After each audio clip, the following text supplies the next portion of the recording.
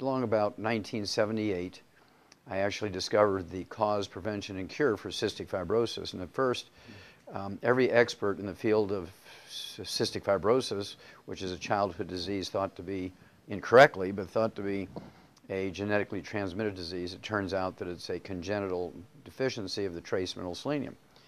And I proved this, got experts to agree on my cases of cystic fibrosis in primates. I was working at the Yerkes Regional Primate Research Center in Atlanta, Georgia for Emory University and NASA at the time. And I'd been in the orthodox medical field for many, many years.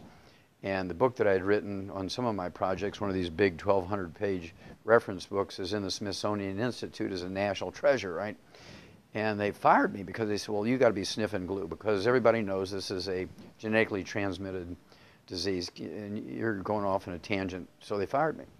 They didn't leave it go at that. I went and I actually got another job at St. Louis University as the director of their laboratory animal facilities, and NIH chased me and said, we'll defund you guys if you hire him. So they fired me again. I wouldn't even unpack, right?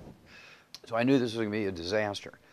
And so what turned this around nicely was 2 years ago, the National Science Foundation in their official journal came out and said one of the most useful findings, unexpected findings from basic research where it was just serendipitous finding, was the discovery of cystic fibrosis in a monkey by a young pathologist. Well, they said with a little bracket that Emory University refused to release the name of the young pathologist, me, because they'd fired me, right?